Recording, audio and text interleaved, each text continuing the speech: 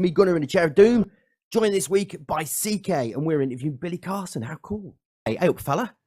Hello. How are you, my friend? I'm doing very well, thank you. Excited for tonight's interview? Oh, very excited. Ha! This guy. I knew this would be right up your street, my friend. Well, it's kind of half my street, half your street. It is. He's kind of. If the two of us were better looking and had a better voice, like 50% each. You take the voice, and I'll if take you the looks. Put us together, then that would be our guest. Oh, and I still don't think we'd have half as much research as tonight's guest. We're joined by the brilliant Billy Carson. Good evening, Billy. Hey, I'm here, guys. You guys have me over here laughing like crazy. Thanks Good. for having me back on. Good. We're only just getting started as well. Billy, dude, I mean, where do we even begin, right? You're an entrepreneur, philanthropist, basketball coach. You do an awful lot of stuff. You've got a show on Gaia, haven't you, as well? You've got your own website, Forbidden Knowledge. That's biddenknowledge.com. Billy, tell us a little, because you've done so much stuff. Where do we even begin? How did you get into this? Where did this all start? This huge journey for you? Well, it started when I was a very young kid. Entrepreneurial wise, I was so depressed that I didn't have any money for the ice cream truck. And I didn't even like the ice cream. I mostly just liked the chewing gum, the bazooka gum, because they had a little comic strip inside of it, and I couldn't afford that. So I would start to go around the house and grab all the toys I had, even the broken ones, because I felt like I didn't even need toys. And I started going door to door selling my toys just so I can have money for my bubble gum crave. Wow. So that's when I realized at a very early age, that was like 6 years old, 6 or 7. And I was like, okay, selling stuff is a way to make money. It really linked with me back then. And even up until my younger teens, my pre-teens even, I was buying products from Galaxy Electronics out of New York City, which is still around till this very day.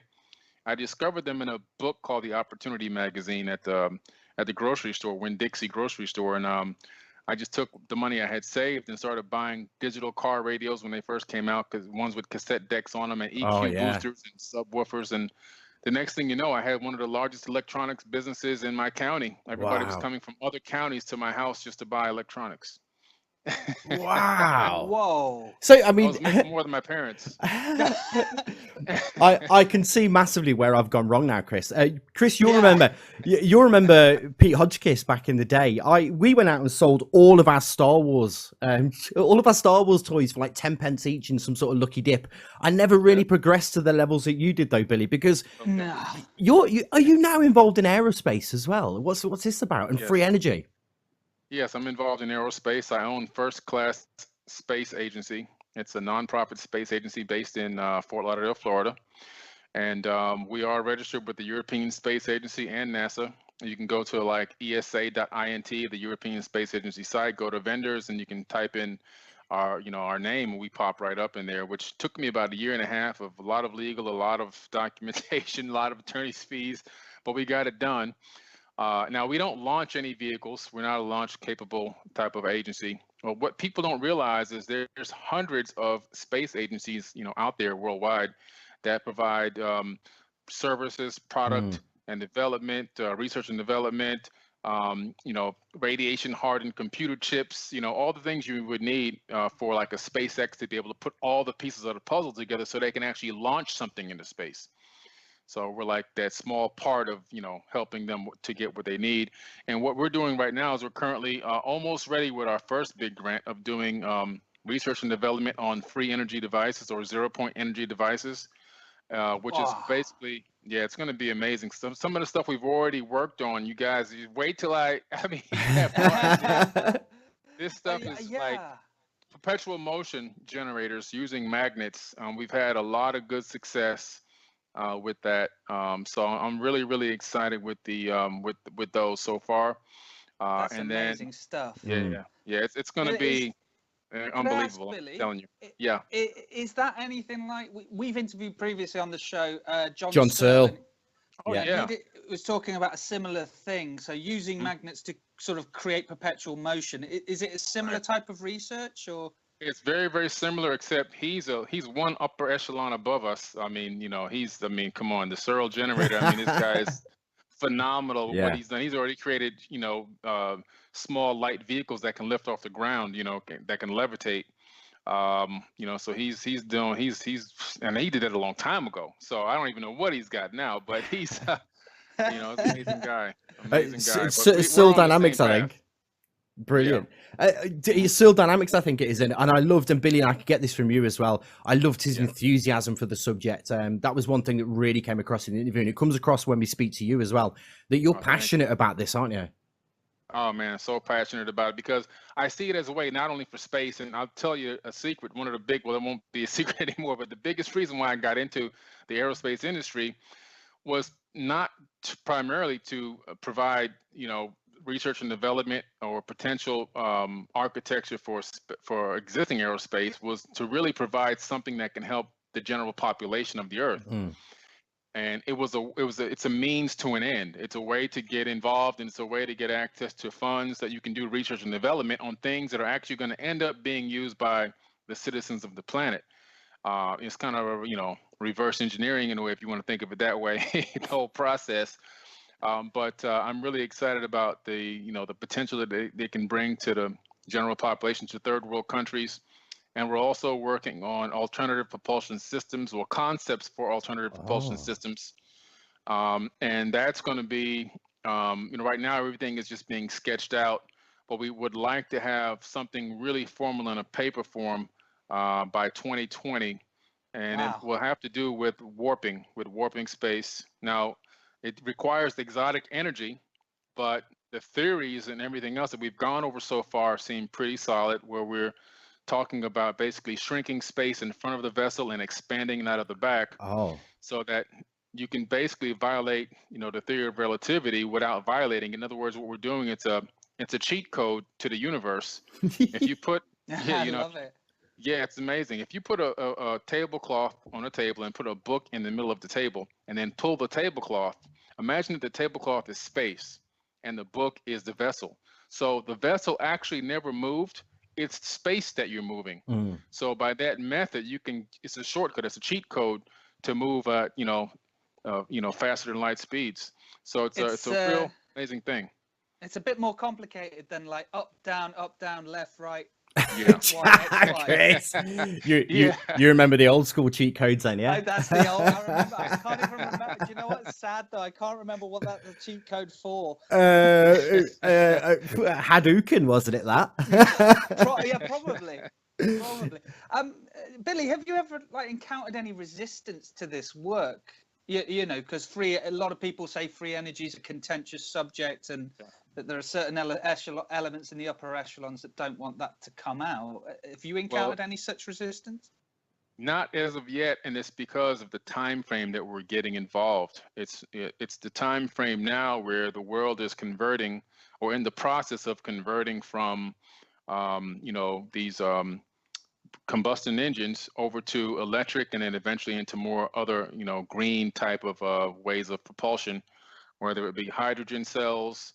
There's a lot of different ways, but right now electric and hydrogen will probably be the two forerunners.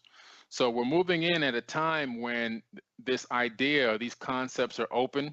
There's a box at the Google University. It's called a Bloomberg box, and this Bloomberg box basically is about the size of a small room in a house, but it's able to capture electromagnetic frequencies out of the atmosphere, and by using a special fuel cell, which is basically fueled by sand, regular old sand.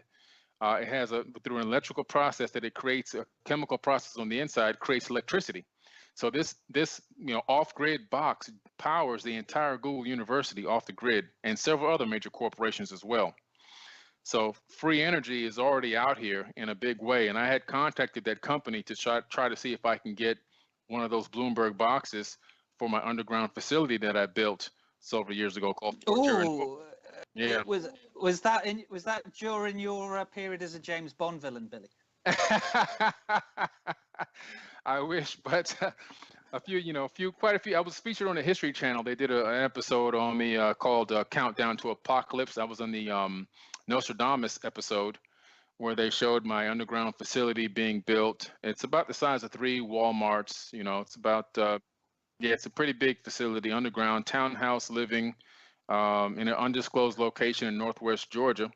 And a couple of our clients was even on the show with us as well. But I wanted to power it with one of these. Obviously, I mean, it'd be great to power with a free energy device like that, like they have it at Google. But they finally got back to me about maybe 7 months after I made the request and told me that unfortunately the military had basically taken over, bought up all the future sales or whatever, and that they would only able to give it to a few major corporations. But that was back then. That was like 2011. But we're really moving in a way now where people are open, the governments are open to these types of things, and I don't think there'll be that much resistance to it as long as people can find a way to meter, the project. If you look at Akon and what he's done, bringing electricity to 600 million people in Africa with solar technology and everything else, so it's becoming open that this is the move that everybody's moving to, and moving away from the fossil fuels and so forth.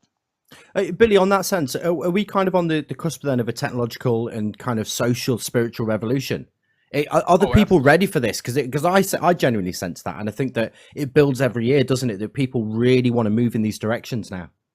Yeah, we are really, really moving towards the age of Aquarius. I mean, it hasn't gotten here yet. It's really 2025 is the age of Aquarius, the beginning of the age of Aquarius. We keep saying, oh, we're not really there yet.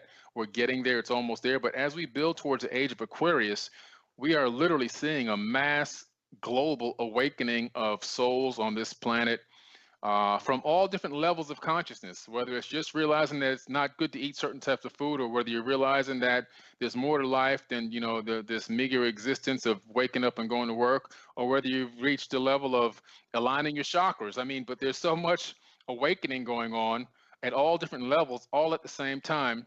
And we are literally ushering in, like us, we're this show I'm on with you guys and everything else where people like us that are doing out there are literally ushering in the golden age. Like we're the pioneers as we go around this yuga, the Kali Yuga, as we go around and we're heading back from the silver back into the gold. We're like the forerunner. We're like the beginning stages of getting the people ready to move back into the golden age, when lifespans are extended, technology is abound, space travel is commonplace, and all the things that happened way deep in the past in multiple ancient civilizations that have risen and fallen on this planet.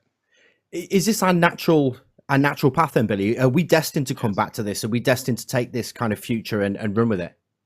Absolutely. This is a cycle. We're living in a cyclical type of a dimension. This third dimension that we live in is cyclical, and we've risen to a high level of advancement 4 times. It's according to the Mayans, and even Albert Einstein made a mention of it. And right now we're into the 5th world, or we're advancing again to a certain level.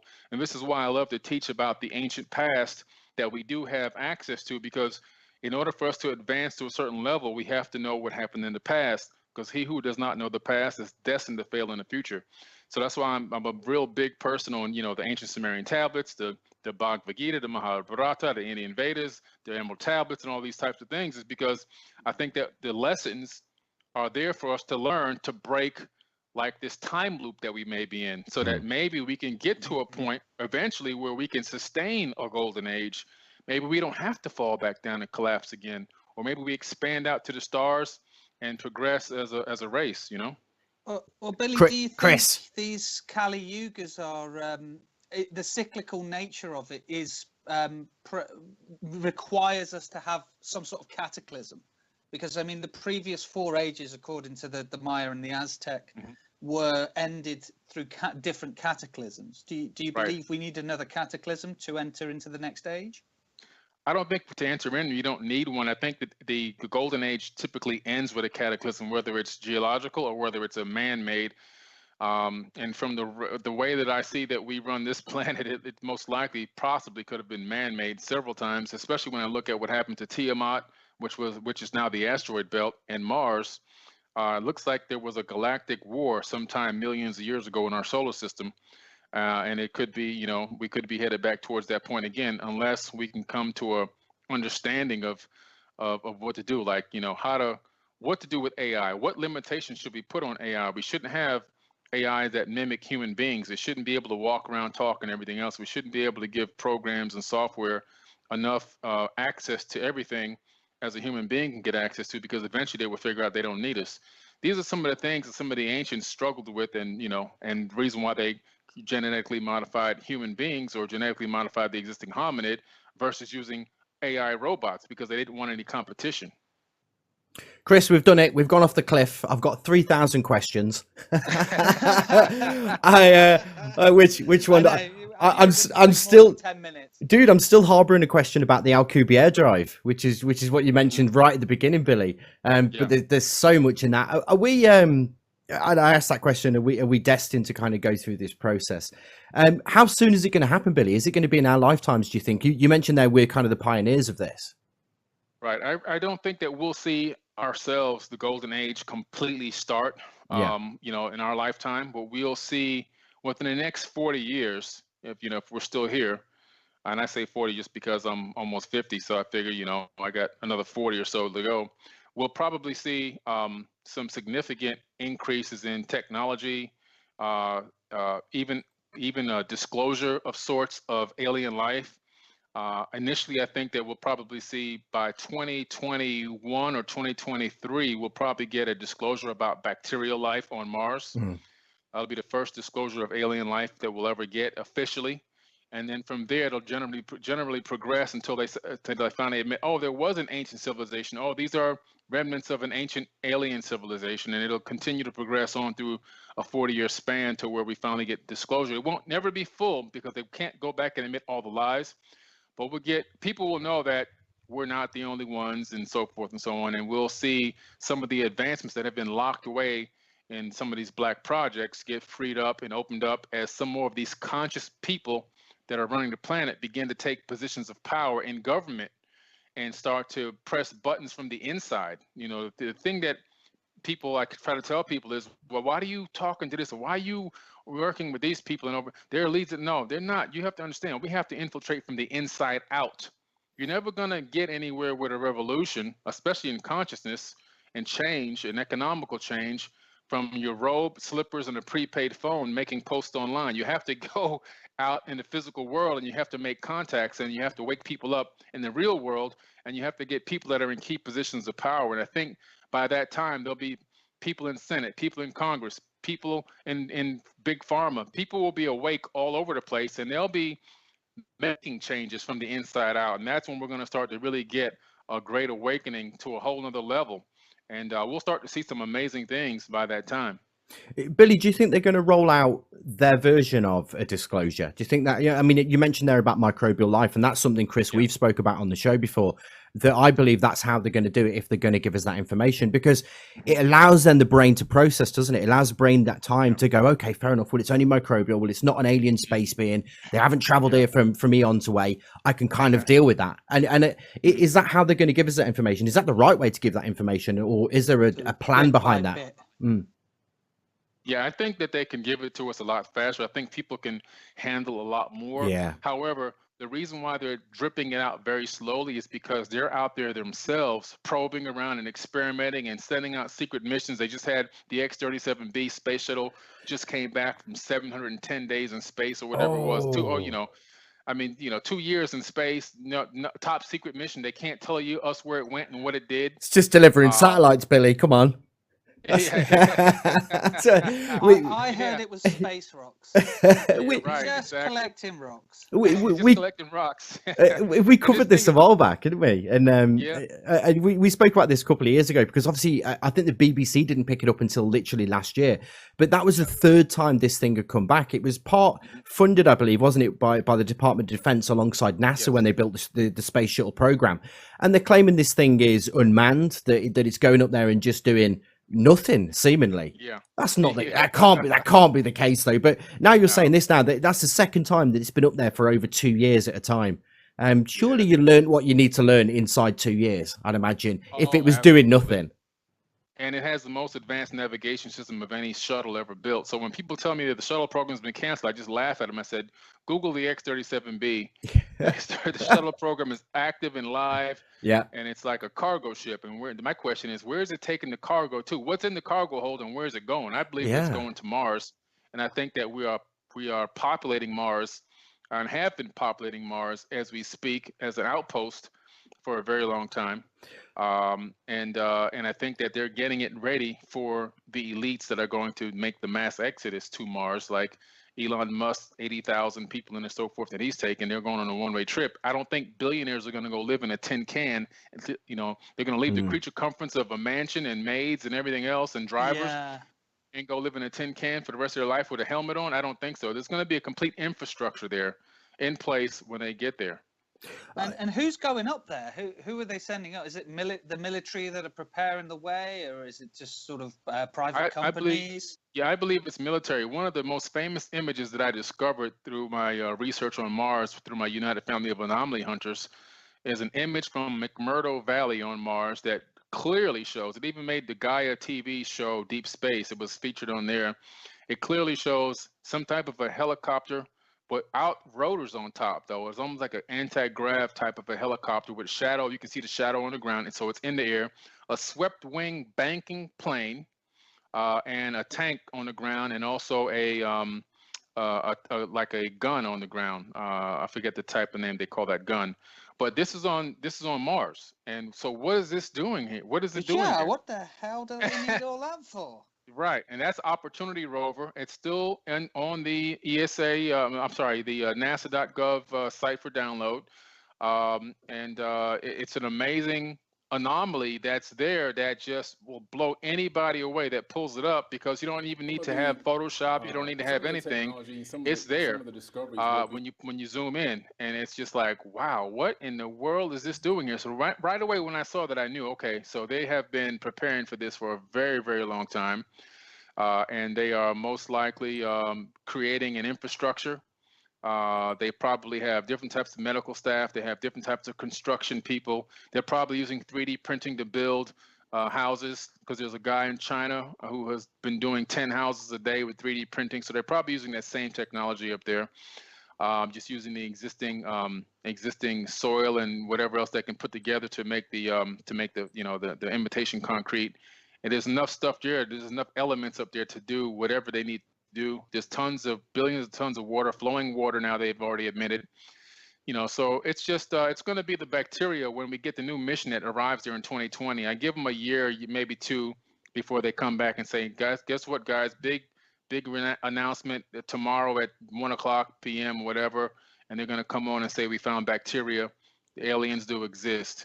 And then from there it'll be a drip disclosure ongoing over many years, but eventually they'll say, okay, there was an ancient civilization up here. We found some remnants that somebody was here before.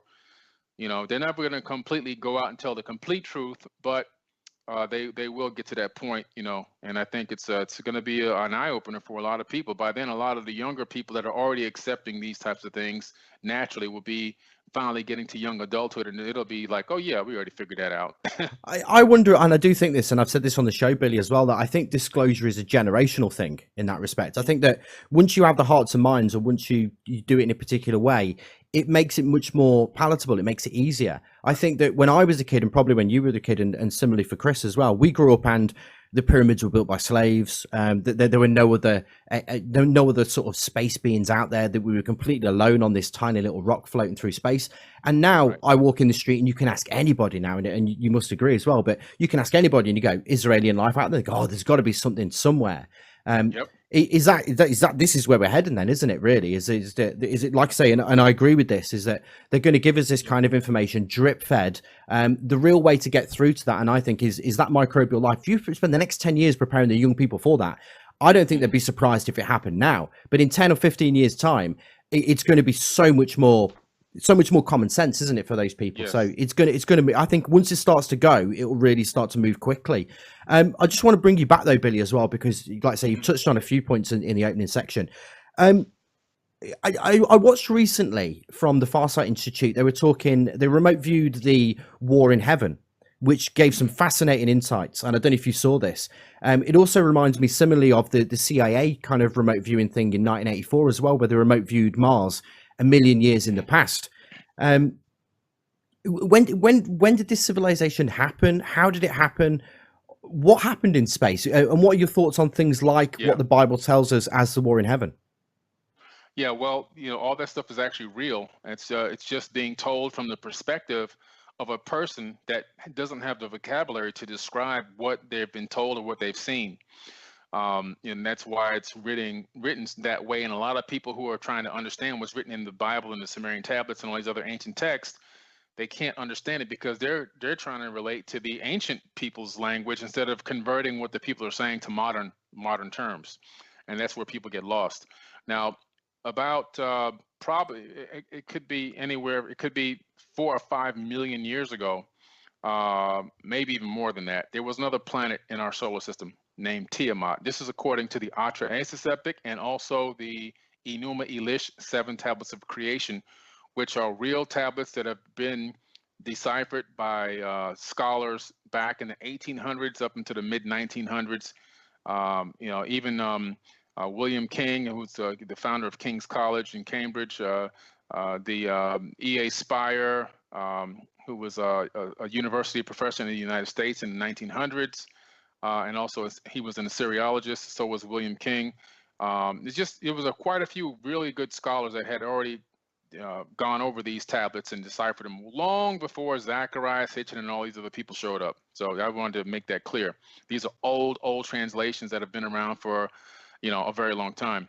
And in there, they talk about this planet named Tiamat, which is struck by a planet that enters our solar system in a very weird orbit, and it strikes it and actually cracks it open. And when it cracks it open, a part of that planet swings away. And by the way, this planet was a water world with solid rock as well. So it most likely had biological life on it. A part of it swung away and became the Earth, and gravitationally it pulled Kingu, which is the name for our moon in ancient times by the Sumerians. So it gravitationally pulled Kingu away from the wreckage. So Kingu was our moon was originally a moon of this Tiamat planet. The rest of the planet broke up into gigantic chunks and became the asteroid belt, or the Bible calls it the hammered bracelet, and so does the Sumerian tablets. So that's where the asteroid belt came from. It came from a planet that it basically exploded. Now, Mars was also a moon of this planet, an inhabited moon, an Earth-like inhabited moon of this planet Tiamat. When Tiamat exploded, the side that was facing the explosion, a lot of the debris hit that side. That's why one side of Mars is 50% charred, and the other side is the smoothest surface in the solar system. And that would account for the mass hitting Mars on one side, pulling it down, giving it a complete pole shift of the crust. And so the actual equator is now tilted about 45 degrees on the planet. That would account for all the loss of atmosphere and everything else, and so forth. So that's what happened with Mars. Now, Mars then slung out, and that's what also explains its very strange orbit around our sun. It's got a very strange elliptical orbit, and where it comes into perigee with Earth every 2 years, where it's only about 40 million miles away. Other than that, it can be as much as like 130 million miles away, depending on its distance and location and the rotation around our sun. So Mars was an habitable moon of Tiamat, and now became its own planet because Tiamat is gone and it's just an asteroid belt now. So that's the story about what happened there. And our moon has no geological material on it from the Earth. So the lie that they've told us in school where a big rock crashed into Earth and so forth and so on and almost destroyed us and it became the moon, that's just all fabricated stuff. They don't really know, so they just made it up. The truth is that the reason why the moon is mostly made of helium-3 and no geological material from Earth is because the moon is not from the Earth or a piece of the Earth. It was a moon of that Tiamat, which most likely was a captured moon itself. It was most likely captured by the gravitational force because Tiamat was 4 to 6 times larger than Earth. Now, after that, sometime after that, that's a lot bigger. yeah, it's a lot. Oh, it's a lot bigger. Most likely, some of these Anunnaki beings could have fled that that collision and maybe came, well, to other planets in our solar system, and then eventually over millions of years when Earth cooled and reformatted, they could have came here. We just don't know. Nibiru is mentioned in the Enuma Elish. So the term Nibiru, where people say, oh, Zechariah Sitchin made it up. No, it's actually mentioned in the Enuma Elish in the original version. In older versions, it's Marduk, who was also Amun-Ra, renamed Nibiru to Marduk because he wanted to be the one that was the destroyer. But that's where Nibiru comes from. Now, where Nibiru's origin is, most likely, is the fact that our solar system itself is a captured solar system by the Milky Way. In other words, our solar system that we're living in right now does not come from the Milky Way galaxy. This is something that a lot of people don't know. If you go and do a lot of the research right now, and you'll discover that scientific papers have been published on the fact that our solar system comes from another galaxy that's still in the process of merging with the Milky Way. And this galaxy is called the Sagittarius Dwarf Galaxy. Okay. So it's a Sagittarius Dwarf Galaxy, which is still in the process of actually merging. So if you use the sky, the sky scanner, it's on 2 micron, which is like the all sky survey in 2 mass infrared mode. Now they did this at the University of Massachusetts already. You'll be able to see the merging process of this Sagittarius Dwarf Galaxy with the Milky Way. Where right, and the intersection point is right where Earth is located and our sun is located. Oh, wow. That's amazing. This is what they've been using computers for, isn't it? Basically, they've been sort of computing the origins of our solar system and rewinding it back, basically. And you're saying that we're kind of like they kind of fast forward into like 10 billion years in the future, and we like Sagittarius melds, like you say. But this is the research that's coming out now, isn't it? That we are a captured solar system in this new solar system, in this new galaxy. Then, so what does that mean, Billy? That means that there's billions of free-floating planets out there, not millions, but billions of free-floating planets. We've discovered a lot of them. They're called rogue planets.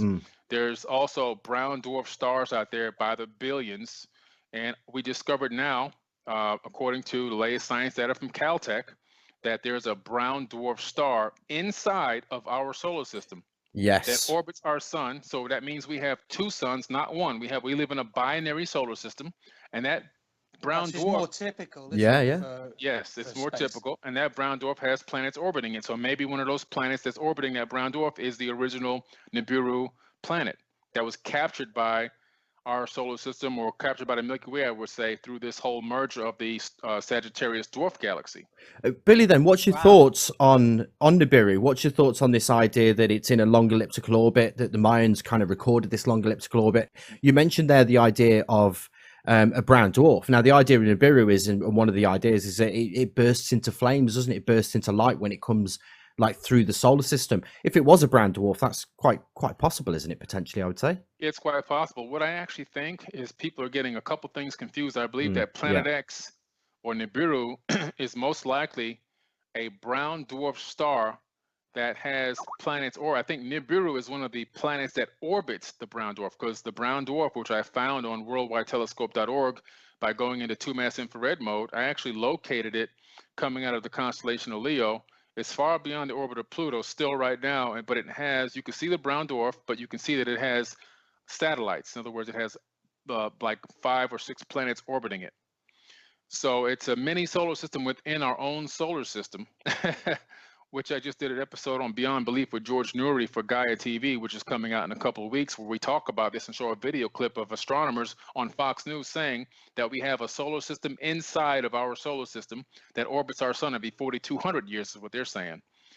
So that's what they've calculated. So it's very possible that this Nibiru is orbiting this brown dwarf, and it really does exist, and it's inside of our solar system, according to Caltech and some of the most recent data coming out of the University of Massachusetts and also the University of Virginia. Wow. Chris? I wanted to bring us back to the idea of Tiamat, and I know you mentioned it was in the Enuma Elish, which is coming from Sumerian tablets. Are there any other historical sources for this idea of a lost planet outside of the Sumerian tablets?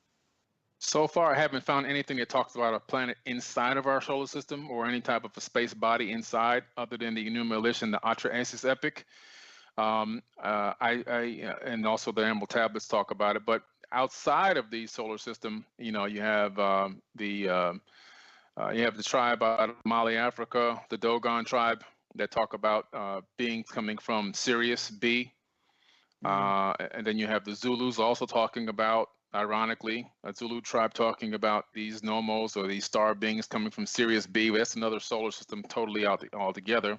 Well, Sirius. Yeah, Sirius. That brings me, Gunnar. You'll know who I'm talking about here. A good friend of the show, Mr. Steve Strong in Australia. Yes, absolutely. Yeah. Steve Strong. I've talked to him a few times. Yeah, good guy. A good guy, and you know, so we've got the same thing. We've got it in Africa. We've got it in Australia. Yeah, we've got the it. Aborigines. Yeah. Great segue, Chris, because I wanted to come to this actually. Okay, well, we've seamless link, like we planned this. We spoke to Steve Strong about 3 times now, haven't we? And one of the amazing things that he told us as he was talking about his work with the originals, he was saying that they told him that the originally people had come from the Sirius star system, or the Pleiades, I think, and they'd come here, and as it says in the Bible, you know, that they'd kind of mated with man for the reasons of love, I believe, because we can experience this vast array of kind of emotions and things like this. Right. What are your thoughts on this? I mean, are we a seeded race? Are we, you know, are there multiple things happening here? There are many people visiting this planet. You know, I know I do want to come into as well and talk about your new book, Thoth, and of course, you know, the stuff surrounding that as well. So it's a nice kind of way to go into that. But yeah, what do you think of that, Billy? Oh yeah, definitely. I think that this planet is a seeded planet. We've been seeded several times. I mean, the people have been here before the Anunnaki got here. They were already, the Ubaid culture was already here. The Ubaid are the reptilian-looking people that the people are getting confused with Anunnakis from space. The reptilians, which I have 2 Ubaid statuettes at my house, are replicas of the originals made from a real plaster of them. They are, you know, real reptilian humanoids that lived underground, and they also interacted with the existing hominids on this planet, and were here long before the Anunnaki got here. And most likely in previous civilizations, as this planet has risen and fallen and had catastrophe and so forth, we had humanoids. Humanoid seems to be the standard, you know, the standard shape that the universe likes to push out. Yeah, you know, the bipedal, bilateral, you know, sentient beings kind of seems to be the norm in this whole universe. So now when the Anunnaki got here, I get this from the Emerald Tablets. Thoth is told to by his dad Enki, in the Emerald Tablets he's called Thothme, to go to the land of Chem this is after the Great Flood, and he's told to rekindle civilization, basically bring the people that are living in caves back up to a high level of civilization, because I guess what had happened after the flood had gone, people had survived in the mountains, and then over time a generation or 2 had gone by, and the people that were, you know, now grown up had completely forgotten everything about everything. They were just basically barbarians at this point. So Thoth goes and he takes his crew, and this is the opening tablet. He takes his crew to Chem, which is ancient Egypt before it was called Egypt, and he descends from the sky. And when he lands, he opens the door of his ship, and the barbarians come to attack him and his crew. So Thoth raises his staff and sends out a ray of vibration, stopping him still as a stone of a mountain. So he had a stun gun in ancient times, and he stuns these people and stops them from attacking. And then he starts to talk peace with them. But not only that, he raises them to a high level of civilization according to what he wrote in the tablet. And then he tells his crew to spread out all over the planet and do the same thing, duplicate what they've done there in Chem. So now all of a sudden, when you start to see, you know, everybody, Cusco, in Peru, you see, you know, Machu Picchu, you see Teotihuacan, you know, you see places in even in Americas, like in Michigan, where they found the Stonehenge in buried in the water in Michigan in the lake. And then you have all these places that are mirroring all the structures in Egypt and so forth, and you know, in the Bosnian pyramid, globally, you go, oh man, this is probably what it meant. They literally went and took the same template and laid the same template down all over the planet, and probably took their own kingship over those certain regions of the planet. You know, and that's kind of what I think. And I think they also put their own genetic marker on the existing hominids that they were modifying, which is why you see red people, yellow people, white people, black people. I think that it was a genetic modification done by these this team of people that went out all over the planet to set up their own little civilization. So they put a marker on their people. This guy's Asian, or this is so and so's. The Ming Dynasty guy. This is these guys are black. Well, this is this is the African dynasty, and so forth and so on. So I really believe that that's kind of what happened. We do find that story everywhere, don't we? Do you know, Chris? The story of the civilizers, whether it's Quetzalcoatl and his train, or it's the Anunnaki, or it's the Egyptian, the gods, the time before, the time before the. It's just so you think this sort of bloodline kind of idea, this idea of that they've left a bloodline. Do you think that's related to elites throughout? Oh, absolutely. There's no doubt about it. From the first pantheon that arrived here, people think when they hear the term pantheon, they think that they're right away talking about, Greece and the Greek gods and everything else, Roman gods or whatever. But it's really referring to originally the ancient Sumerian Anunnaki that arrived. The Anunnaki that arrived in ancient Sumeria in deep antiquity. They had their own pantheon. That's what they called themselves, the pantheon. And from that point there, they ruled this planet for about 250,000 years with no humans. They did all the work and all the labor themselves. When they got to a point where the lower class workers were complaining to the point where they wanted to go to war against the leaders and had a revolt, that's when the decision was made to genetically modify the existing hominid and create worker slaves.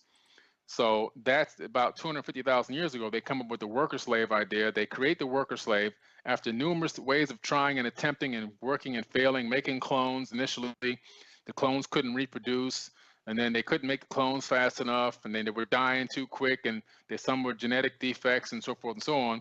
Finally, to where one of the Anunnaki, the princess, she says, I'm going to, create a zygote. So she takes an egg from a hominid, cleans up the genetic material, puts the Anunnaki genetic material in, puts it in her womb, and takes it term for 10 months and gives birth to the first Adamu, or the first man.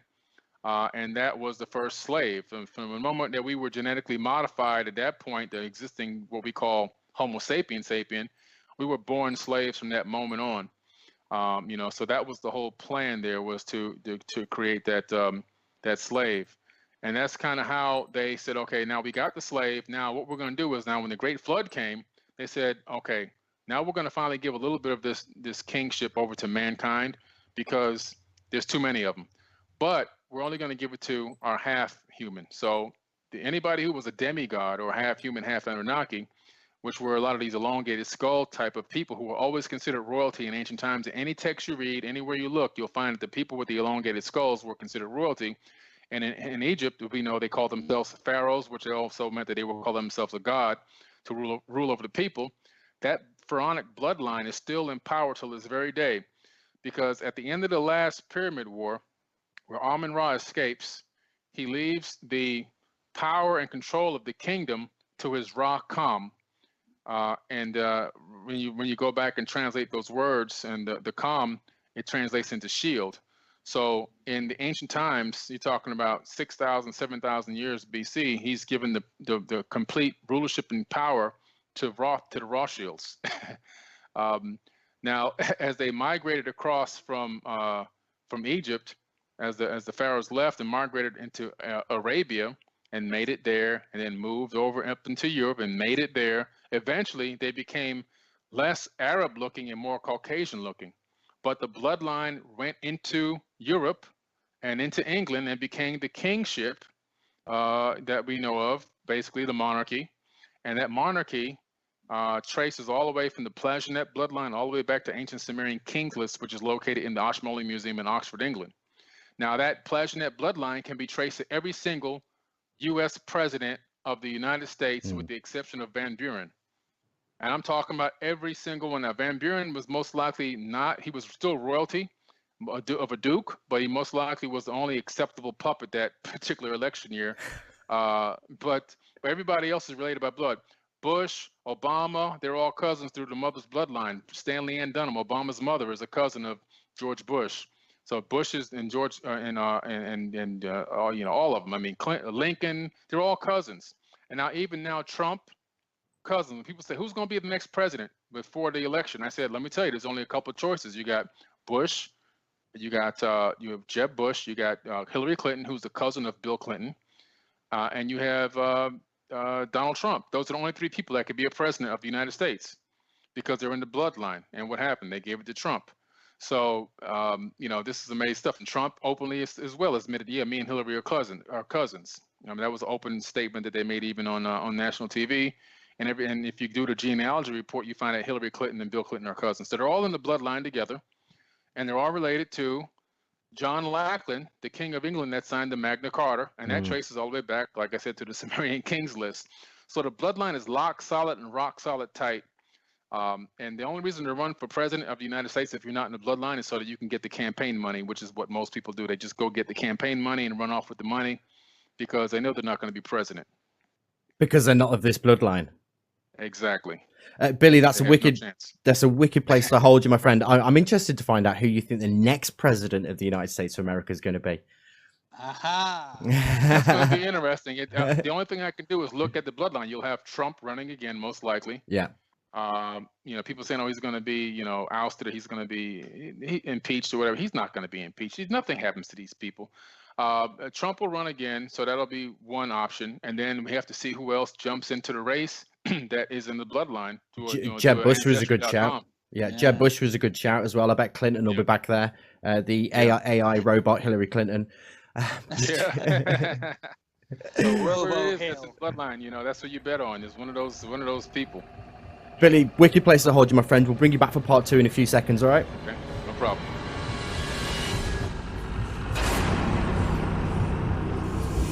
The Asylum. Welcome back then. You listen to The Asylum. It's me, Gunnar, in the chair of doom today, joined by CK. Easy, fella. Easy. How are you, my friend?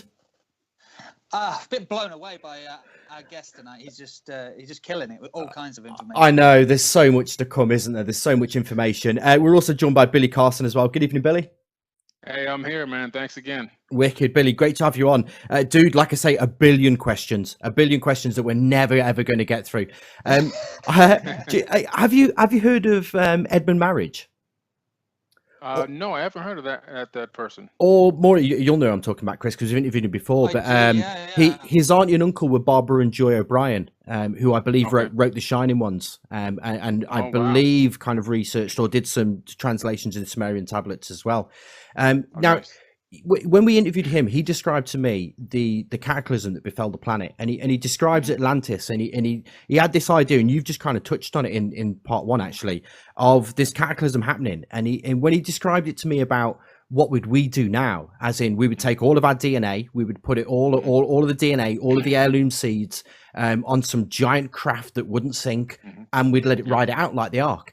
And then he talks about a place in Karsag, I think it is, which now modern day Lebanon, which he believes is a Garden of Eden. He believes that this race of people landed there, and then, like you say, started small sort of proto societies. So they would start of a group of about 50 with a kingship, and then they would send that out around the planet to repopulate. Elaborate on that for us, Billy, because that's kind of what you touched on in hour 1, isn't it? Yes, absolutely. In my book, Compendium of the Emerald Tablets, which is right now on pre-order, yes, should be out everywhere globally in a few weeks. But the pre-order is special because I autograph it, and I have a couple of gifts that I send out with it, which is a limited edition, so it's pretty cool. Oh, but where can we order it from, Billy? ForbiddenKnowledge.com with the number 4. ForbiddenKnowledge.com. Just use the number 4 in the beginning, and it'll take you right there. It's right on the home page.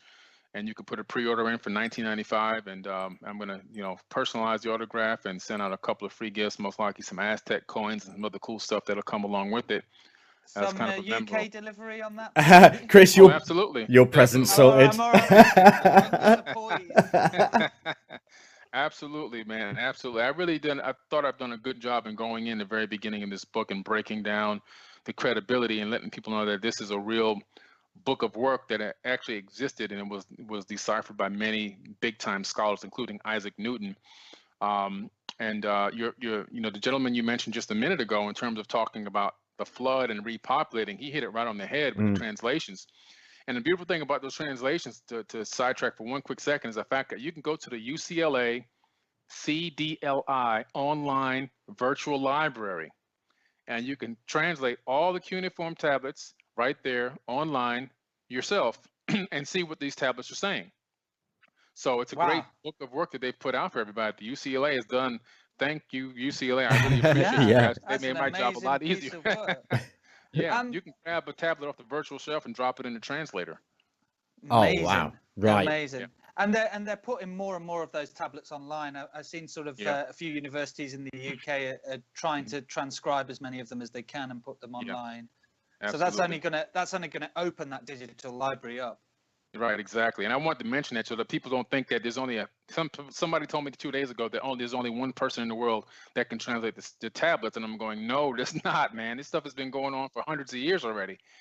But to get back to the story we're talking about, so in the opening scene, like I was describing earlier, when Thoth is told by his first of all, it starts off with the flood is receding, and people who went to the mountaintops and hid in the caves survived. So that tells you this was a big flood. I mean, you have to go to a mountain to survive it. That's pretty big. That's pretty big. Yeah, it's pretty big. Exactly. So this is 36,000-year-old text that's backing up what the Bible is saying, and the Bible is fairly brand new. So obviously the Bible took this information from much older stories. Okay. It's much older. It's older than Sumerian tablets. It goes all the way back 36,000 to 38,000 years old. And then Thoth is told by his dad to go out and fulfill the plan that he knows of. And in the opening scene, he gets into his ship and they ascend into the sky until they couldn't even see the temple below them anymore. And then they travel across from wherever they were, and they come down. They travel across the waters, they say, and then they descend on the land of Chem. So that's the opening scene. That tells you right there, they're advanced beings, whatever you want to call them, aliens, advanced beings, whatever. I think they were real flesh and blood people that just had advanced technology. Yeah. And the reason why I say that is because after Thoth stuns the people and he releases them from the stun, he says he begins to talk peace with them and tell them that they're the sons of Atlantis, they're children of the sun, and they're here to talk peace and to basically educate them. And so he says that he takes out his little gadgets and he starts to dazzle them with his show of magical science, which is really advanced technology. Probably little doodads and technological pieces, watches, phone, whatever they had, microphones, whatever they had back then. And the people jumped, dove down to their feet like to praise them right away. These must be gods. So they raised them up and said, no, sit down, let's talk. And then they begin to talk about creating the civilization out there in Chem, where the term alchemy comes from. As you know, Thoth was an alchemist. Mm. And that's why it's the old name for Egypt, isn't it? Exactly. Chemistry came from that as well. Billy, is this text, these emerald tablets, has it got anything to do with the Hermetica? And because obviously the Greek name for Thoth was Hermes Trismegistus, wasn't it? Yes. Yeah, they took it much later, and then basically did the same thing, deciphered it, and put their own stories out about it, their own conversion or version of the emerald tablets out, and they call it the Hermetica. You got Hermes Trismegistus. You have the emerald tablets of Hermes. But they're all basically saying the same exact thing. There's many different versions. Roger Bacon's version, D'Oreal's version, Isaac Newton's version. Isaac Newton's version is still in the Cambridge University right now. It's well documented. But all of them say the same exact thing, with the exception of a word here or there. You know what I'm saying? A couple, there may be a translation that's maybe off one sentence here or one sentence there. But primarily, the story, the information, is primarily all the same, which is very good, because now, just like the scientific process, people have to verify experiments multiple times in different labs, completely separate from each other to get the same answer.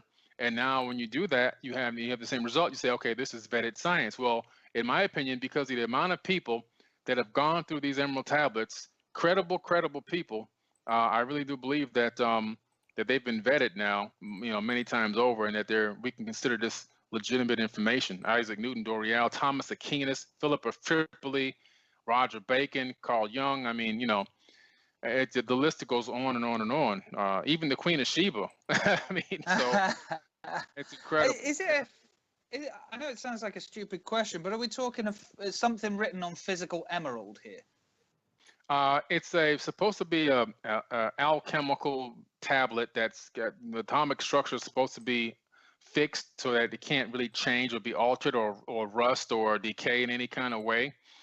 Kind of like the flower of life that was etched into the stone over there in Osiris, the Osirian temple in Egypt. It's kind of like atomically fixed in that stone. It's a very bizarre, anomaly. I was able to go there and see it with my own eyes and take a picture of it with my camera. So these things do exist. Now, the tablet itself, the original tablets are most likely, to be honest with you, in the Vatican archives. The original tablets, whatever they exactly were, are most likely in that 50 miles of archive underneath the Vatican. The best published work that's still available and documented at the Cambridge University would be Isaac Newton's version. So some of these translations go all the way back to 600 AD. So these are really, really old translations. And so I just want people to know that this isn't something that just popped up in 1980. I mean, this stuff is going back a very long time. And ironically, a lot of the information in the in the Sumerian tablets is inside of the Emerald tablet. So again, it bogs your mind. It's like, wow, this stuff is in the Emerald tablets. And then when you go and look at the Bible in the New Testament where Jesus is speaking, you discover that the same exact words as Thoth is talking in the Emerald tablets, almost word for word. It's so bizarre. So now you start scratching your head. Well, where did Jesus get this information? Or is Jesus Thoth? Is he another incarnation of him? It's just there's so many questions. Well, I mean, it raises more questions than answers. Billy, how long did it take to read? Because it's massive, isn't it? The tablets of Thoth, the Emerald tablets. Well, it's 15 tablets. It doesn't really take me a long time because I'm a speed reader. Now there are times where I will stop and slow down. I can read 4 lines of text at once. So I will go with about 70%, comprehension. And so I'll go through them many times. And I've gone through the Emerald tablets myself now 38 times, and I'm trying to get to 100.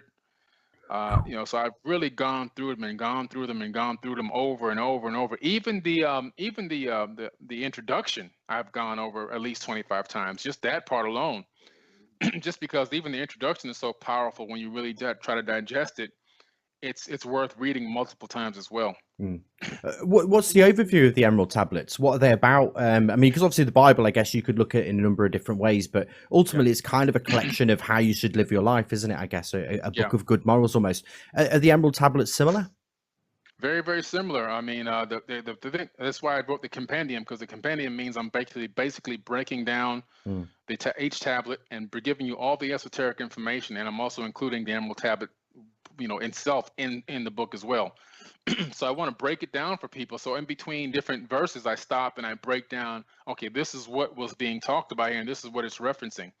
So because just like reading the Bible or the Mahabharata or some of these other texts, people who read them just like literally, they literally have no idea what they're reading. It's like just reading and they're going, okay, I read something, but what does it mean? There's no comprehension. So what I've done with the Compendium of the Emerald Tablets is I've broken down all the esoteric wisdom, all the esoteric messages, all the information that's may potentially be referring to advanced technology or advanced beings, and all the similarities between some of the other texts and where they can research that as well, so they can get a good understanding of what these tablets are. And they are, and basically the truth is, it's really talking about applying certain levels of consciousness and vibratory sounds from reading them to your life to enhance your reality tunnel. And that's really what it's all about.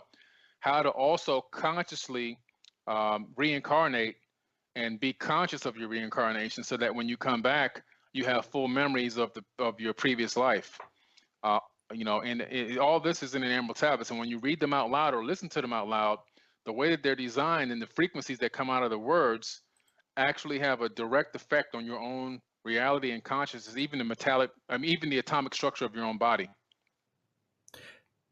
Chris, that's crazy. Now, where do we jump in next? Is again the next question. You say that, talking about that, Billy, and I guess these things are kind of laid out as a guide to live your life in many respects. Who then is Thoth? Thoth is actually the son of Enki, who is the brother of Enlil, and is the son of Anu. And that's where the term Anunnaki comes from, because the earth is named after Enki. Ki is earth, Ki is the part of his name that became the name of Earth in ancient times. It's in the Sumerian tablets everywhere. Ki is Earth, and Anu was the father of the pantheon. So the Anu Naki is where the term actually originates from. Those putting those two words together. Wow. No, I wanted to ask as well, Billy. So Thoth, I mean, sounds like an incredible character. Is this the same as the Emerald Tablet that exists? Is this part one? And have we got all of the other parts to the Emerald Tablets, or is this something that was channeled by somebody? You say? Yeah, I don't think it was channeled because according to Doriel, he was given permission by the White Lodge, which is a priesthood, Egyptian priesthood, which still exists today, and the Brotherhood of the White Lodge, and he was given permission to go down to Mexico and get the tablets, translate them, and then return them back to the Great Pyramid, and the pyramid priest at the Great Pyramid put it back into the hidden chamber, supposedly. Now that chamber is ironically the same chamber that was supposedly discovered a few months ago that made international news above the Grand Gallery inside the Great Pyramid. They discovered a massive chamber there where there's supposed to be some type of hall of records stored. There's supposed to be one there and also one underneath the Sphinx paw. They discovered both of them. So whether he was able to return them there or not, and if he did anybody go back in there and take them out? You know, is the next question. We have no idea. But he physically picked up the tablets, even though they were written originally in Chem. They traveled with Thoth when he was also known as Quetzalcoatl down to the Mesoamerican society that he developed, which is the Mayans and everything else, the Aztecs and so forth. And he developed the Teotihuacan society. Now, when I went to Teotihuacan last year, I discovered that the Teotihuacans were there long before the Mayans. And here's where it gets much really older site, isn't it? It's much older. Site. The Mayans inherited. I believe it means city of the gods because the Aztecs, Yes. when they arrived there, they said the only people who could have built this is the gods. It's so magnificent. Exactly, you hit it right on point. And so were the Mayans. And the Mayans arrived there about 400 to 500 years after the Teotihuacans already left. And then the Aztecs, another 200 years after the Mayans, they literally inherited what was already there. And this is why you see Mayans, who are supposed to be this highly advanced technological culture, cutting off people's heads and throwing virgins into the pools to help hope water and so forth comes, and having the ball game and cutting people's heads off. You go, how could somebody be so technologically advanced in such an advanced society and at the same time throwing virgins into a lake to hope that it rains the next day? It's because these people weren't that technologically advanced. They had inherited what was already there and were trying to understand it and were still trying to praise the gods. I think the similar thing with Stonehenge. I mean, what the use of it that we know of is like feasting and all these kinds of things. And these, but I believe, and I've certainly read a lot of information about it, that this is a later stage that people have discovered this site and gone, well, it must have been important. For them and to reused build it. This. Yep. Yeah, absolutely. That happens all the time. Yeah, that happens all the time. We still do it today. Yeah, absolutely. We do it all the time. If you look at all of the ancient megalithic sites around the world, you'll discover that we've built most of them. We've built temples on top of what was already there. So when you dig underneath them, you discover the original megalithic sites. Yeah. Yeah, there's usually in a lot of old churches in the UK, for example, you will see a large standing stone outside the church, which is the last remnant of the original site. Right. Correct. And this is pretty much worldwide. It's been done worldwide. So, is it like places of power, or is it just this is where the Anunnaki or the Quetzalcoatl and his group? This is where they chose. Is there something about the energy of the place? Yeah, absolutely. They've built. If you look at all these megalithic sites, you'll find out that they lay on top of magnetic grids. In other words, high energy magnetic places all around the Earth. So these magnetic grids that they've discovered, most likely from scanning the Earth from space, because that's the only way I think it could be done, with some type of a device that's able to see magnetic fields like we have, and then say, okay, we're going to plot, this is where we're going to go put this site, this site, this site, this site. and they laid down their and they, they used stone technology is what I call it. Everywhere you see these stones, it wasn't just blocks of stone just to be blocks of stone. These stones had purpose. They were able. Most of them were crystallized stone or magnetic stones, and And they had what's the purpose. purpose here? What are they Well, using these magnetic stones for? various different things. Depending on what type of frequency technology you have, you can put something on top of the stone. Let's say it's a vessel or whatever. Let's say it's objects that you need to move around, and you can reverse the magnetic field in the atoms, in the atomic structure of those objects, and levitate them across that area. You can also use that information that those crystallized magnetic stones for communication purposes. So you can actually you can piggyback data and information on some of those frequencies and transmit them to different stones and let the obelisk capture that information, transmit it to another obelisk. Do you know what it reminds me of, Gunnar? Do you The remember singing I showed you that stones. video? The Yeah. singing stones. Well, do Yeah. you remember I showed you that video? Oh, of Gunung Gunung Padang. Yes, your video where there's some sort of magnetic anomaly, and once you it get to affects the top of sound. thing, yeah, when you get to the top of the thing, it's all made from what do they call them? What do they call them at Giant's Causeway? The magma chambers that go into hexagonal shapes. Oh, Columnia. yes. Yeah, it's all basalt columnia, and it's basically a mountain made of basalt columnia. But when you're at the top, there's kind of a square. And when I was just taking a video walking around, when you get to the top, the video just goes crazy. It just makes a lot of weird noises, and it's clearly a magnetic anomaly playing with the video, playing with the digital device. You get that a lot in Egypt. Do you? Yes. You get that in? So when you're videoing something around the pyramids, there's a lot of interference. A lot of interference. I took the camera inside the Great Pyramid, up and through the Grand Gallery, up into the King's Chamber. That's when it really went crazy inside the King's Chamber. Also, when I was inside of the Temple of Dendera, there's a magnetic hallway that you walk down, and you would put your hands, or the sick people would put their hands on the actual magnetized granite and walk through this magnetic hallway with two giant slabs of magnetic granite on both sides. And so many people did it over the many eons that the finger slots have been cut into solid granite from people walking down, putting their hand on this thing to walk through this hallway and get the healing from this magnetic hallway inside the Temple of Dendera. And then I went down into the crypt underneath there. It's a very tiny place. It's very tight. You can't even. I'm 6'4", so I can't stretch in there or nothing. I can't open my arms out. It's pretty tight. But in there, you have depictions of high advanced technology jet pillars with grabbing wireless electricity and powering light bulbs. It's down inside that little area, and there both sides are magnetized. So when you turn your camera on, you start getting all this distortion down there. Pretty interesting stuff. Billy, Yeah, it's crazy. were these things built before the Great Cataclysm or after the Great Cataclysm? Oh yeah, long before. Matter of fact, the key to the age of the pyramid complex at Giza and the Sphinx is the weathering of the Sphinx itself. And ironically, it ties directly into the age of the Emerald Tablets, which is what I talk about in the book. And when you look at the Sphinx weathering, now the archaeologists are starting to really come around and realize that the Sphinx is definitely pointing due east to face itself in the sky at the constellation of Leo. There's no doubt about that. But when?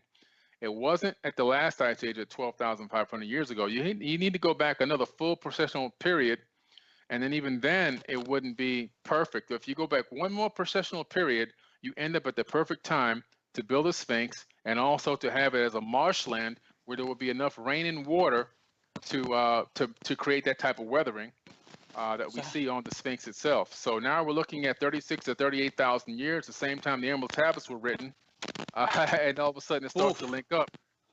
Okay, well, yeah, I mean, as I was saying with Gunung Padang, I mean that place has got a date of 20,000 BC on it. So I mean, so this is the previous golden age. It's the previous golden age, and this is a time frame when actually human beings, or the existing modern humanoid that we are, sapien sapien, wasn't even in existence at that point. This was all Anunnaki people living here, working here, the Ijiji, which were the working class, working here and also working on Mars They had a way station on Mars, and they also were mining Mars, which is one of the reasons why they revolted, because the conditions were kind of harsh, and they felt that they were basically turned into slaves, and they wanted some relief, and that's when they decided to come back to Earth and encircle Enki's camp and threaten to go to war. And that's why you can find advanced technology still to this day, remnant of the Anunnaki, on Mars when you look at some of these images downloaded from NASA and the European Space Agency. A second. What kind of evidence is out there, Billy, for that? There's a lot of carved structures on Mars that mimic the Egyptian and Sumerian civilizations here on Earth, carved like Egyptian bodies into the side of cliffs. There's one famous one at Victoria Cliff. That looks crazy. On Mars. Yeah, it's incredible. I mean, it's a 4-story tall Egyptian body carved into the side of a cliff face, even with the beard thing that comes out of the bottom. It's just an amazing thing that's there, and there's so many other depictions of carved faces all over the planet up there. Even some that are reminiscent of the ones in Cambodia at Angkor Wat. They're almost identical in terms of the way they look and the style of artistic sculpting. And so when you look at these things on Mars, even then also the blocks that you see at Egypt, in Peru, at Machu Picchu, the same type of stone structures can be discovered on Mars as well. The same type of building blocks of some old ancient structures that are now dilapidated, but some of the walls are still up.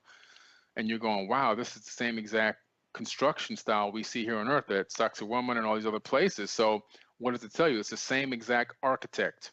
And there's also a Sphinx on Mars. The very first image that I ever downloaded from Mars was actually on the presidential panorama from the Viking mission. It's stored on the University of Arizona website. And the first thing that I saw when I went in there was I saw a Sphinx sitting there clear as day. They didn't even try to hide it. And on the left of the Sphinx and the right of the Sphinx, there appear to be objects that appear to be technological in nature. You can't really figure out what they are. They just don't look like rocks. But that's the presidential panorama, which was to me my biggest eye opener that, okay, I really need to dig deep into this whole thing because there's something going on here. Why is there a Sphinx on Mars and a Sphinx on Earth? It shouldn't. So now I know it's the same architect. And when you read in the Emerald Tablets that Thoth was the one who designed the Great Pyramid and most likely built the Sphinx, according to some of the Sumerian tablets, his dad ordered him to build the Sphinx with a lion's body. Now you start to say, okay, wait a minute. Maybe Thoth is the one who architected the majority of these structures on between these two planets, at least these two planets. Just talking about that, Billy. Correct me if I'm wrong, but this 1984 remote viewing that they did around Mars, they looked at the Cydonia region. They looked at about 1 million years BC. And what they actually discovered was a race of tall hominids whose atmosphere had been destroyed, and then fled to Earth, didn't they? Is that right?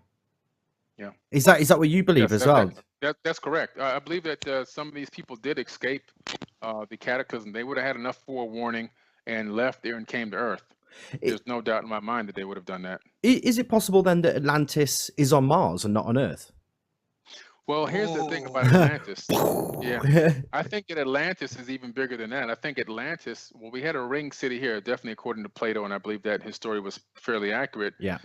But now what I'm starting to realize, the more that I got into these anomalies, not only on Earth, but also in space, the moon, Mars, Sirius, which is a Ceres, CERES, Ceres, which is another small dwarf planet right outside of Mars that very few know about.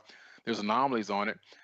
Going off to Titan, Triton, and Iapetus, and some of these other moons that we have of Jupiter and Saturn, and realizing that this construction technique is solar system wide. Now I'm saying Atlantis was a solar system wide, at least a solar system wide civilization, maybe an intergalactic civilization that just settled here.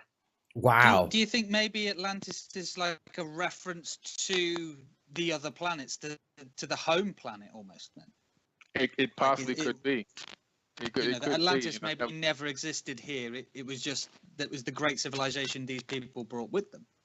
It is very possible. I mean, these people seem to be already been Atlanteans when they arrived here. They just gave themselves that name or gave themselves that title because Thoth tells these barbarians that they're the sons of Atlantis, which is a very interesting title to give yourself. And it almost seems like something that wouldn't just be, oh, we arrived on this rogue planet or this third planet from the sun here, and we're gonna now call ourselves the Atlanteans. I think this is something they brought here with them. and that they're most likely an intergalactic civilization. Billy, you mentioned Sarah's the little potato-shaped moon. You Mhm. mentioned some of the anomalies that are on there. Isn't there a stone circle that you believe has a correlation to Avebury on there? Absolutely. Well, there's a correlation to the lights that are on Ceres with Stonehenge, but most importantly, in Cydonia on Mars, there's an identical replica of Avebury, UK. Oh, that's where it is.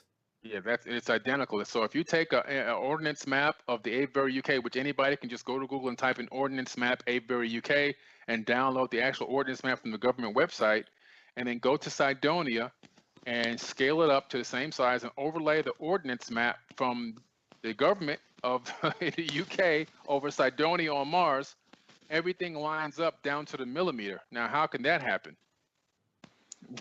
That is bizarre. Yes. And you're talking about... Is it? Yeah, it is in Europe, definitely. Right, and there's a mound there. There's a mound in Avebury that perfectly matches a crater on Mars in Cydonia. So it's built in the exact same spot in the exact same dimensions and diameter, which means that somebody on Earth thousands of years ago moved billions of tons of dirt to build that mound and in a precise location to allow it to match perfectly with another place on another planet. Now, come on. I mean, we're talking about a spacefaring race here. Yeah, this is definitely something's going on, isn't it? This is Yeah. bigger than. I suppose that's the thing is we've been Earth centric our whole, during our whole life. We've always been taught never to look outside. Mm-hmm. Correct. But you think that the ancients were telling us, no, this is outside. This is outside. Yeah. It's always this is the same story, and it's always been the story. Mm-hmm. Absolutely. And I just think that for the sake of keeping humans dumbed down and keeping humans as slaves, good slaves, we've been a lot of information has been suppressed, which is why when I went to Egypt, I learned something very important in 2014. The last time I went was that there was 3 levels of writing, and it was kept from different races of people. So if you were a working class person or a slave, you only had access to Arabic. If you were a politician, you had access to a level of glyphs that only you guys can read. You can read that level of glyphs and below to the Arabic. And if you were a quote unquote a pharaoh or god, you had access to a whole nother set of glyphs that even the politicians and upper echelon people couldn't get access to. So there were 3 levels of writing there, and only the suppression goes all the way back then. People were kept from knowing what was being said and what was being talked about, what historical information was being written down. And still to this very day, a lot of the Egyptians still don't know how to read their own glyphs. They're just now starting to put kids in school, and put that class in children's school to make them learn what the glyphs are of their own culture. Wow. Do you think there may be something like that going on in our society, that there's, a just different gonna ask that. language depending on, great minds think alike? Well, I will tell you that it's not a mistake that English is the global language right now, because English has the lowest frequency and the lowest power on the ether of space-time than any other language. It's the lowest. Okay, the further back you go into languages, the stronger the actual words when you speak them. The vibration coming out of your throat has actual direct effect on the ether of space-time itself. Out of interest, what would be a high frequency language in modern terms? Sumerian, it will be close. You're going back into Sumerian, Assyrian, Babylonian.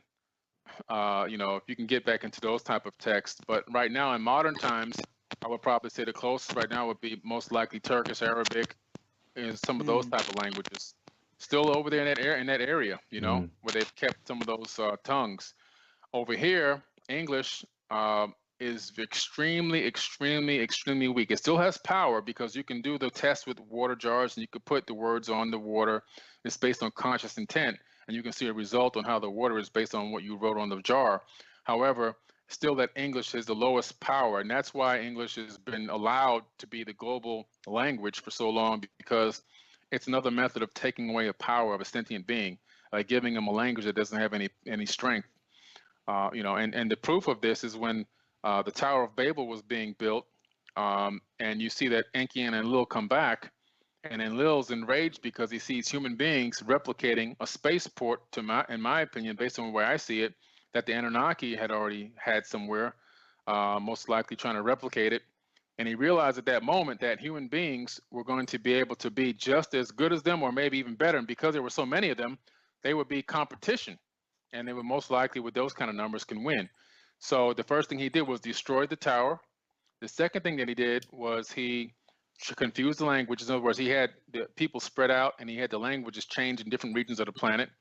And then the third thing that he did was he said, my seed will no longer abide in man forever. So instead of people living for 1,000, 2,000, 3,000 years, they now were only going to live for 120 years. This is in the Sumerian tablets. Now, when you go to the Bible in Genesis, where this occurs, guess what? Quote unquote, God says the same exact thing. Yahweh says, my seed will not abide in man forever.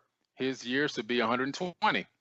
Now we go to the science about this, and we go to Harvard University, where just a couple of years ago, they did some studies on the chromosome in the human body and discovered that chromosome number 2 was taken out in ancient times and fused by a purposed fusion, and then 2 telomeres were capped on each end. And this is something that was not done by natural evolution. This was done by geneticists. This is a public record now. This is peer-reviewed science. Yeah. And they've discovered that this telomere, basically it's like a buffer material. So every time your cells and your DNA replicates, the buffer gets smaller and smaller. And under the most pristine conditions, a human being can only live for 120 years. So now modern science is now backed up what the ancient Sumerian tablets in the Bible have said about this 120. So now we see that we've been limited physically. A lot of this junk DNA that was disconnected is most likely alien DNA that gave us access to higher levels of consciousness, thought, and most likely lifespans. They most likely added some genetic mutations so that we can, end up getting cancer and these other illnesses and arthritis and everything else, so that we're limited. Because if you can live for 1,000 years, you start to figure some things out. So they've really limited us, and we literally live for a blink of an eye, and compared to where they can go. Yeah. So what about people? If we think of biblical figures, or if we think of the Egyptian king list and the Sumerian king list, we've got people who lived extremely long lives. Are we saying that those people are, should we say, demigods? They're half Anunnaki. Well, the Egyptian king list, which is located in the Ashmolean Museum in Oxford, England, is actually a king's list of pure-blooded pure-blooded Anunnaki. In other words, those people were actually pure-blooded Anunnaki, and that was before the flood. Okay, they ruled over their own people, in sections of the earth, and they ruled for many shars, which are each shar is 3,600 years according to the Sumerian tablets. So if one king, for example, I would think it was Alulim, I forget exact which one it was, but he ruled for 10 shars. That would be 36,000 years, just to give a rough example. So some of these kings ruled for 28,800 years, 14,000 years. Now, after the flood is when kingship was handed down to humans, or the demigods, to rule over the humans. And that's where it was, okay, it's a half human, half Anunnaki. Okay, boom, this is your kingdom now, and this is where you start to get into the book of Deuteronomy in the Bible, where you begin to see all of these civilizations popping up.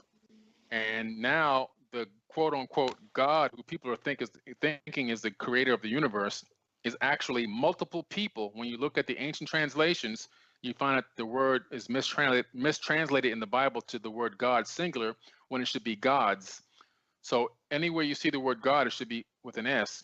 And in the book of Deuteronomy, you now have these gods fighting each other, literally fighting each other, but using human beings as cattle to fight over resources and land, just like they do in modern times. I was just thinking that. I wanted to add, because it never change. No, because it sounds, as you're talking, it sounds like the story of Anu and Enki is almost a metaphor for where we are today. That Right. there's one who wants to turn it into a slave race, control people, keep them done down, and then there's the other who goes, no, hang on a minute, these guys have got promise, maybe we should give them Yeah. free will. And is that almost what's Right. happening, Bill? Absolutely, what's happening? Somebody, Thoth and Enki, literally fell in love with humans. I mean, they even took on human wives. So they literally fell in love with the race. Atrahasis was saved by Enki against his brother's will, because and Atrahasis is Noah in the Bible. He goes and he tells him a warning of the flood and tells him to get his cattle and everything together. Gives him a plan for a submersible round boat, which is basically a 7-day notice. So it wasn't that big. Yeah, People are 7 days. Yes, What can you put together in 7 days? right, exactly. And then I'm pretty sure Enki took care of the DNA, and it actually worked out because after the flood, the Anunnaki, who were watching from space, weren't aware it was going to be that devastating. They actually moaned and cried over their creation being washed away, and they had ran out of supplies or were running low on supplies, and they were actually yearning to smell the cooked food of humans and to get the offerings, because the people don't realize that in the Bible, when they're giving these offerings of the first, then the first harvest and the cattle and all this other stuff, and cutting the throat and draining the blood, and they're giving these offerings in order to have their prayers answered. That was just a scam. The Anunnaki were taking those offerings as food. That's how they stocked up their supply for food. Yeah, and I even Okay. learned that again. I got that backed up and verified when I went to Egypt, because the It's the Egyptologist that oldest was trick there, in the book. he That told one. me, yeah, it's a trick. Get The them to bring oldest trick in everything. the book. Yeah, Hey, they'll mess with yeah. your prayer. Have they got any of those mangoes? Yeah, we need mangoes. It's important. Yeah, we're gonna bless their house. Tell them to bring 10,000 mangoes. We'll give them a special blessing. They fell for it, hook, line, sinker, and still are falling for it till this very day. But the God of the Bible, unfortunately, is not the creator of the universe, in my personal opinion. After many years of research and after reading over 1,000 books, I don't believe that the God of the Bible is the God of the creator of the universe. Now, I believe that there is a creator of the universe. Quantum physics Ooh. proves that there is a creator. There's no doubt, because the programming code has been discovered in the Adinkra codes by Sylvester James Gates at the University of Maryland. We've discovered that the universe itself, the ether itself, operates on a binary code, much similar to the ones that run our computer browsers and search engines. This is scientific peer-reviewed fact now. It's not even a mystery. So it's most likely that we're living in a simulated universe. We're living in an ancestor simulation that was created by people in a higher dimension. And maybe they're themselves inside of a simulation created by somebody in a higher dimension, and so forth and so on. Base reality may be so far away from us, we may never really know the truth, but the odds that we're in base reality are probably trillions to one. Do you think then, Billy, that universe has been created, or do you think that we are the runoff, if you will, a different state of matter, the returning to entropy almost? So water to ice. Yeah, right. I think entropy is prevalent in this universe. It's a fundamental law in this universe. All things move from an ordered state to a disordered state. I believe that this universe itself is actually a computer simulation on a very specific biological type of high-tech program, software program that's running. And that could be proven because now they've taken out DNA from a human being, 1 gram of DNA, which is enough to fit on the tip of your finger, and they've downloaded the entire Library of Congress onto the DNA, Wow. and then uploaded it back to the server. They should try So that with DNA, Trump. yeah, we need to reprogram them. So DNA actually is a storage medium of digital bytes of data. So do you think that might be related to? Oh, sorry to interrupt, but do you think that may be related to these companies that are collecting DNA now? Like Ancestry or what's the other one? Dot 32 or something like that. There are these companies offering people to collate these huge banks of DNA. Do you think that's very, very possible? They could be looking for ways to experiment with DNA and different methods. Once you take the universe out of thinking it's just bone and blood and rock and water type of a concept in your mind, and relate it to that we're living in some type of a hologram. Now, it doesn't mean that it doesn't mean that we're not real and that what we're experiencing in our consciousness is not real. What it means is that what the method used to create this reality, this realm, is holographic in nature. Everything in this third dimension is made of light. Everything. Even dark matter is actually just a term used to describe a form of light that we can't see. And the table, the chair, the headphones that you may be wearing right now, it's all, every atom is made of light. We're really living inside of a light matrix. And once you take that and understand it, that consciousness collapses the electromagnetic waves into digital bits that we call matter. You know, we kind of collapse it into these waveforms. Then you start to say, okay, now I can start to understand how Thoth can say he knows how to consciously reincarnate. He knows the pathways, the mycelial network, if you will, of the third dimension. He's able to guide through those, flow through those pathways and find another avatar, or even create an avatar and put his consciousness in it.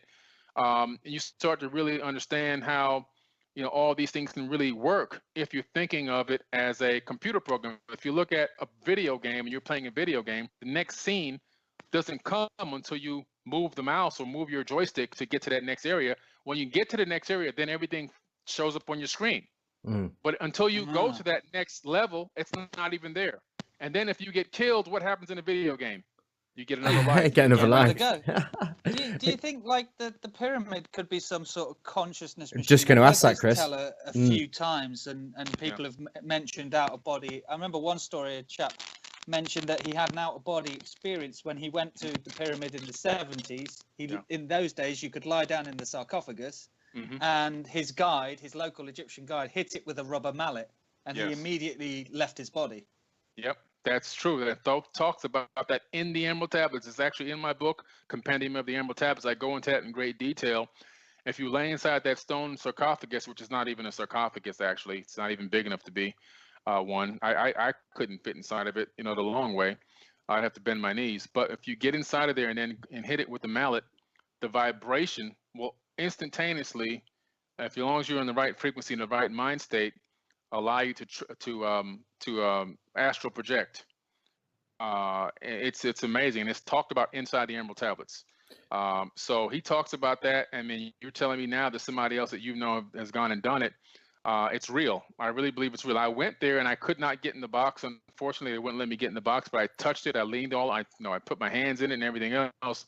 I really would have loved to lay down inside of that thing and gong it, but they had a camera watching us, you know. So it's almost as if they don't want people to discover this.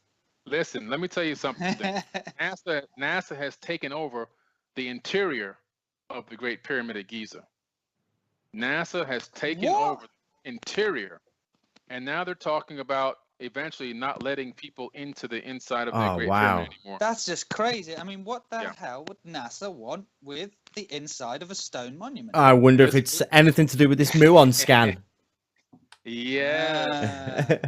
And then listen, we're driving across the desert, 2 hours of desert, and as we're driving in the middle of nowhere to get to our next destination, I look off in the distance and I see this super massive warehouse that it had to be, I don't know, man, 300 or 400 yards or more, you know, in length.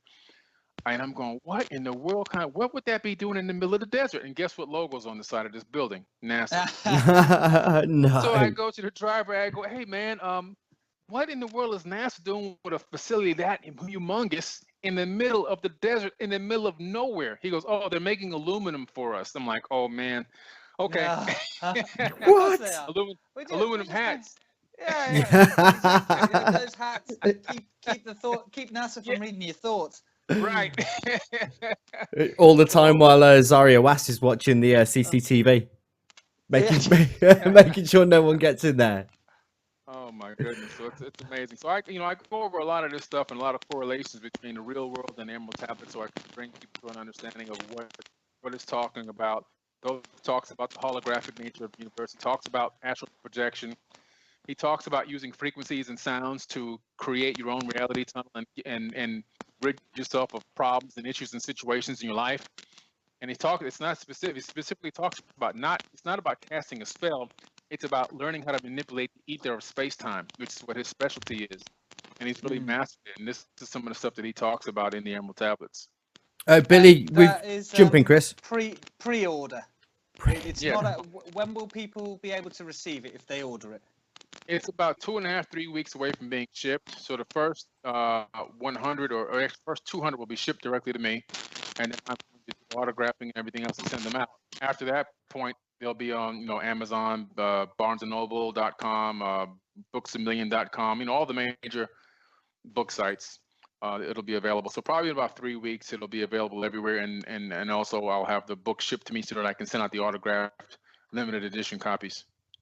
Brilliant, Billy. We've Nice. loved speaking to you today, actually, my friend. There's clearly so much more that you've got to say as well, dude. How do you fit all the time in? Like, I reckon there's something secretly going on, Chris. This man must be able to leave this space in time and step What an outside this. avatar. It must be. It must be. Well, Okay, I've got it.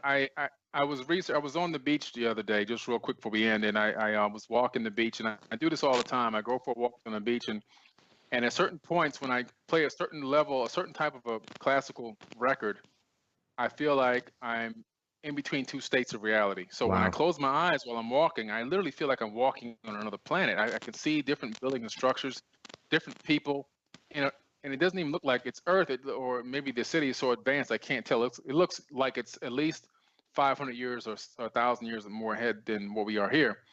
So I said to myself, I must be a quantum walker. So I went on Google and I typed in quantum walker, and it's in Wikipedia. It's an actual quantum physics term that I didn't even know. I never heard of this term before until just the other day.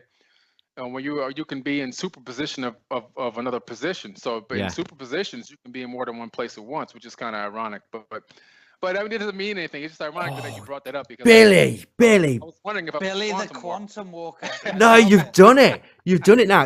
Have you read The Tower of Physics? Yes. Yeah. It sounds to me like the opening of the Tower of Physics, where the guy who's some huge sort of physicist, scientist, and he's kind of sitting there in the 60s, I think, in California, and he starts, as he's sitting on the beach, he starts looking at the cascade of all of the energy in his mind's eye that's falling down. You've kind of started a number of different questions in me now, thinking about the idea of dream states.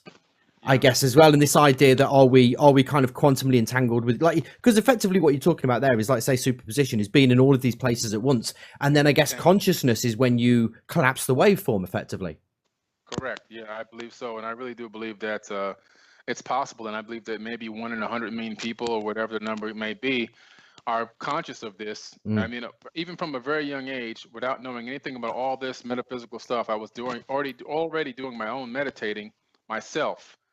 And how I started meditating was, I was living in Miami, very, very hot area, 80, 90 degrees. We'd go out to do the laundry because we didn't have a laundry thing in our house. And I'd be out there in the 70, 80, 90 degrees, whatever the heat was at that day. And I would be doing my own thought experiments where I would sit outside directly in the sun. And I would take myself mentally to a place that was cold. This is when I'm only 8 years old. So I would take myself to a cold place or a cooler climate, and I would experience myself in that cooler climate, and my sweat and everything else, when I came out of that thought experiment, would be gone, and I would feel cool. Even to the touch, I would feel cool. And that's when I knew there was something more going on. And I told my mom, I said, I don't think I'm from here. I told that to my mom, and it was so bizarre. And that's when she actually started telling me about the Nazca lines, and she said she thought it might be an ancient airport. This is all the way back in the 1970s, like 1977 to 1978. Yeah. And I also saw a UFO in my backyard that same year. It flew over. We lived by the airport, and airplanes would fly over every 15 minutes or so. And this particular one, it came across my backyard, but it cleared the horizon in a matter of seconds instead of minutes. And I knew there's nothing out there that can do that, even at my age. And then it came back, hovered above me about 200 meters or so, and then it went back out the way it came in. So the next day was literally the day that I started my official research at Rainbow Park Elementary. I went to the library and took down all the Encyclopedia Britannicas on technology and aerospace, and that's literally the day I started researching. Wow. Wow. Billy Carson, what a place to leave it. My goodness. I think you've just started another hour's worth of questions for me there as well. Yeah. No, dude, awesome. No, we're going to get you back on soon, because I think there's plenty more to come from this. Dude, the book's out pretty soon then, you say? Yes, absolutely, man. Real soon. Pre-orders available on forbiddenknowledge.com. And it'll be personalized autographed copy, along with a couple of free gifts that'll be sent out to you, and then it'll be out to you about 2.5, 3 weeks. Surprise, Chris! That's your Christmas present sorted. Oh wow, yeah. You know what? I'm already logging on to the website already. I'm getting on it. I want my autographed copy. It says there's only 14 left, so. Dude, okay, right, get it ordered. Yeah. Billy, thanks ever so All much right. for speaking to us, my friend. Thank you. Very much appreciated. Billy, a real pleasure. Thank you very much. Same here. Same here. Wicked. Peace out, be lucky. We'll be back same time next week from 10 until 1, doing it all again. Me and CK talking about some weird, strange and odd things. The brilliant Billy Carson for you tonight as well.